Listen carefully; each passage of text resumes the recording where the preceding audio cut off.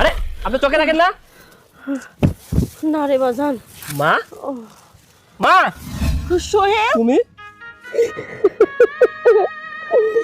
মা, তুমি এই জায়গায় কেন? তুমি এখানে কাজ করছো কেন? বৌমা আমার বাড়িতে মারি ধরে ধরে দিছে। এটা তুমি কি বলছো? অথচ আমি প্রবাস থেকে বাড়িতে আসছি, ওরা বলছে তুমি নাকি অন্য একটা লোকের হাত ধরে বাড়ি থেকে চলে গেছো, তুমি নাকি পরকিয়া করো। ছি ছি ছি ছি ছি, এইসব কিছু মিথ্যা বানোয়ার। বৌমা এইসব তো বানাই বানাই কইছে রে বাজার। জানিস সোহেল, তুই তো প্রবাসে ছিল, প্রবাসীর মা হিসাবে আমার বাড়িতে রাজরানীর মতো থাকার কথা, কিন্তু সোহেল তোর বউ আমাকে চাকরানির মতো করে রাখতো। সারাক্ষণ সংসারের কাজ কাম করাইছে, ওর পা পর্যন্ত টিপাইছে, ওর পরনের কাপড় চোপড় গলিয়ে আমাক দিয়ে ধোয়াইছে। জানিস সোহেল, তোর শ্বশুর যখন আমার এই বাড়িতে আইছে তখন তোর শ্বশুরের জন্য ভালো মন্দ ইলিশ মাছ গোশ রান্না করেছে। কোনোদিন একটা মোটা ইলিশ মাছের টুকরা আমার ভাতে দেয়নি।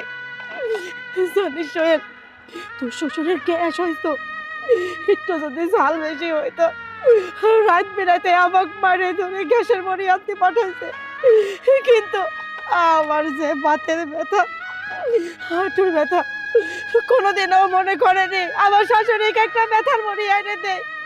ব্যথার যন্ত্রণায় সারাক্ষণ কাঁচাইছি, বিনিময়ে কি পাইছি? লাথি ঝাঁটার বাড়ি। মা, তুমি আর বলো না, আমি আর নিতে পারছি না। জানো মা, আমি যখন প্রবাস থেকে ফোন দিতাম, বলতাম আমার মা কেমন আছে, ও আমাকে প্রতিনিয়তই বলতো তোমার মা অনেক ভালো আছে, তোমার মা সুস্থ আছে। তোমার মায়ের মতো সুখী মানুষ এ মহল্লায় একটাও নেই। সংসারে কোনো কাজ করতে দিই না, আমার নিজের মায়ের চাইতেও তোমার মাকে আমি বেশি ভালোবাসি, বেশি যত্ন করি। আমি মাঝে মধ্যেই বলতাম আমার মাটা তো অসুস্থ, তাকে ডাক্তার দেখায়ও। সে আমাকে বারবার বলছে। আমি শহরে একটা বড় ডাক্তারের কাছে নিয়ে গেছি, মা এখন সম্পূর্ণ সুস্থ।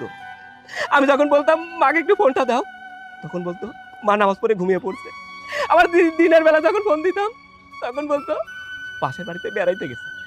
কিন্তু আমি বুঝতে পারি নাই একজন প্রবাসীর মাকে এত নির্যাতন করছে, এত অত্যাচার করছে, ঠিক মতো খাইতে পর্যন্ত দেয়নি। অথচ আমি যখন বাড়িতে আসলাম আমাকে বললো তুমি নাকি অনেক টাকা পয়সা স্বর্ণ অলংকার নিয়ে অন্য একটা লোকের হাত ধরে চলে গেছো। শুধু তাই না, আমি প্রবাস থেকে এত কষ্ট করে টাকা পাঠাইছি, আমার নাকি কোনো কিছুই নেই, বাড়ি ঘর টাকা পয়সা সব ওদের নামে। আমাকে ওই বাড়ি থেকে দূর দূর করে তাড়িয়ে দিছে।